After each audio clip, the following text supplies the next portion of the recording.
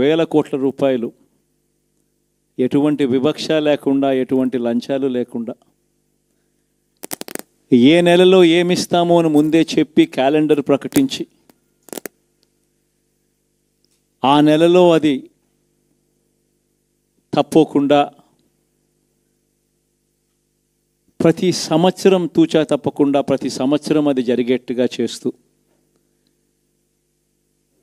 ఏకంగా 2,70,000 కోట్ల రూపాయల వివిధ పథకాల ద్వారా మాట తప్పకుండా జరగడం కూడా గతంలో ఎప్పుడూ కూడా చూడలేదు, జరగలేదు. ఇవన్నీ కూడా నేను ఏదైతే చెప్తా ఉన్నానో ఇవన్నీ ఎప్పుడూ చూడని మార్పులు, గతంలో ఎప్పుడూ జరగని సంస్కరణలు. విద్యారంగంలో అయితేనేమి, వైద్య రంగంలో అయితేనేమి, వ్యవసాయ రంగంలో అయితేనేమి, సామాజిక న్యాయం అంశంలో అయితేనేమి, మహిళా సాధికారత అంశంలో అయితేనేమి, గవర్నెన్స్ విషయంలో అయితేనేమి ఎప్పుడూ జరగని చూడని సంస్కరణలను కూడా తీసుకొచ్చు. ఇవన్నీ నేను ఏదైతే చెప్తా ఉన్నానో ఇవన్నీ మనం చేసి చూపించి ప్రజల మన్ననలు పొందిన తర్వాతే ఎన్నికలకు వెళ్ళాం. ఎన్నికల్లో ఏమైందో తెలీదు. 5 సంవత్సరాలు కళ్ళు మూసుకుంటే చాలా అయిపోయింది. 5 సంవత్సరాలు. మళ్ళీ 2024 నుంచి 2029 కూడా అదే మాదిరిగానే కళ్ళు మూసుకుంటే 2029 కూడా కళ్ళు మూసుకుంటే వచ్చేస్తుంది. ఇవి మనం గుర్తుపెట్టుకోవాల్సిన అంశం ఏమిటి అని అంటే సినిమాలో ఓన్లీ ఫస్ట్ హాఫ్ మాత్రమే అయ్యింది. గతంలో కూడా ఇదే మాదిరిగా పరిస్థితులు ఉన్నప్పుడు కూడా మనం ఏ మాదిరిగా పైకి లేచాము అన్నది కూడా మీ అందరికీ తెలిసిన విషయాలే. నేను ఒక్కటే మీ అందరికీ చెప్తా ఉన్నా, ప్రజల్లో ఈరోజు మనం చేసిన మంచి ఉంది. ఇంటింటికి మనం చేసిన మంచి ఇంకా బ్రతికే ఉంది. ప్రజల్లో ఈరోజు మనం చేసిన పాలన మీద విశ్వసనీయత అనే పదానికి అర్థం ఈ రోజుకి కూడా ప్రజల్లో ఉంది. గడప గడపకు మనం చేసిన మంచి ఇంకా ప్రజల్లో బతికే ఉంది.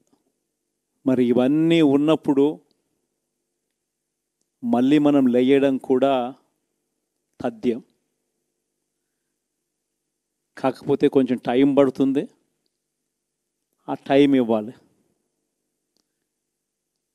ఆ టైం ఇచ్చినప్పుడు, అది జరిగినప్పుడు, పాపాలు పండినప్పుడు ఖచ్చితంగా మళ్ళీ మనం పైకి లేస్తాం.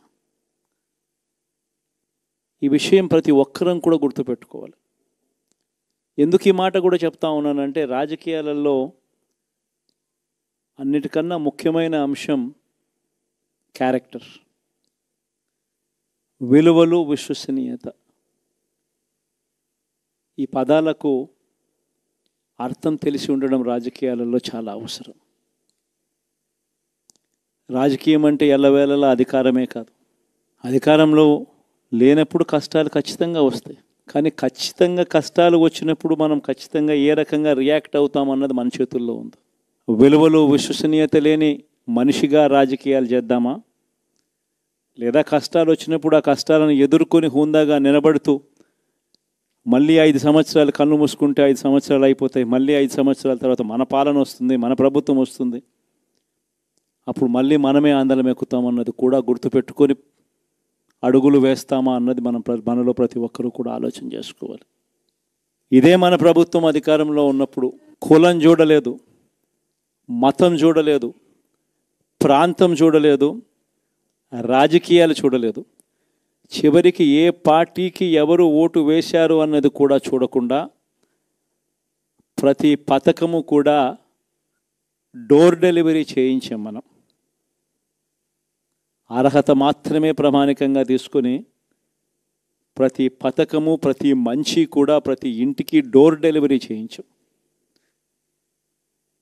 అలా ప్రతి మంచి, ప్రతి పథకము డోర్ డెలివరీ చేసిన ప్రభుత్వం మనదైతే, పాలన మందైతే, ఈరోజు కేవలం వాళ్ళ పార్టీకి ఓటు వేయలేదు అని మాత్రమే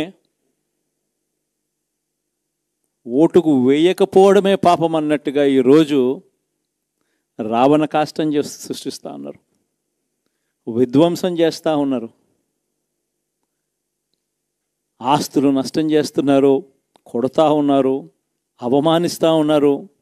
ఇవన్నీ శిశుపాలుని పాపాల్లో భాగాలుగా ఇవన్నీ అప్పుడే పాపాలు మొదలయ్యాయి. ఒకవైపున మనమేమో మనకు ఓటు వేయకపోయినా కానీ ఏ రోజు కూడా డిస్క్రిమినేషన్ చూడలేదు.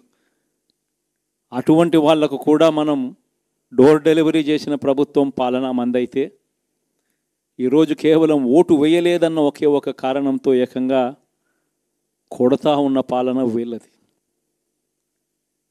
ఈ పాపం ఊరికే పోదు. రెండవ పాపం చంద్రబాబుది కూడా అప్పుడే పండింది. బహుశా కేంద్రం ఈ రకమైన కేంద్రంలో ఈ రకమైన పరిస్థితులు బహుశా ఎప్పుడు ఉండిండవేమో. ఈ రకంగా కేంద్రంలో 240 ఎంపీలు మాత్రమే వచ్చిన పరిస్థితులు, రాష్ట్రంలో ఏకంగా వీళ్ళకు కూడా ఈ మాదిరిగా మంచి నెంబర్లు వచ్చిన పరిస్థితులు, ఎన్డీఏలో మళ్ళీ చక్రం తిప్పుతా ఉన్న పరిస్థితులు. ఇలాంటి పరిస్థితుల్లో కూడా ప్రత్యేక హోదాను అడక్కపోవడం చంద్రబాబు చేసిన మరో పాపానికి కూడా మరో నాంది. ఇలాంటి పరిస్థితుల్లో కూడా ప్రత్యేక హోదా మనం అడిగి తెచ్చుకోలేకపోతే రాష్ట్రంలో ఏ ఒక్క యువకుడు కూడా క్షమించడు చంద్రబాబు నాయుడు. మనం కొంచెం ఈ పాపాలు పండేదాకా మనం గట్టిగా దీన్ని నిలబడగలిగితే, ముందుకు తీసుకొని పోగలిగితే ఈ పోరాటాన్ని ఆటోమేటిక్గా శిశుపాలుని 100 పాపాలు ఫాస్ట్గా ఎరోడ్ అయిపోతాయి. అంటే ప్రతి ఒక్కరూ ఈ విషయాలన్నీ గుర్తుపెట్టుకోమని కోరుతాం. ఎన్ని బహుశా నేను చెప్పేటివన్నీ కూడా మీ అందరికీ కూడా తెలియనేటివి కాదు. కేవలం నేను మీ అందరికీ గుర్తు మాత్రమే చేస్తా ఉన్నా.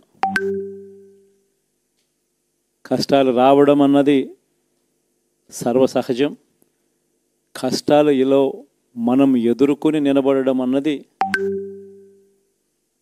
మన చేతుల్లో ఉన్న అంశం అన్నది మాత్రం ఖచ్చితంగా ప్రతి ఒక్కరూ గుర్తుపెట్టుకోమని మీ అందరితో కూడా కోరుతా ఉన్నాను.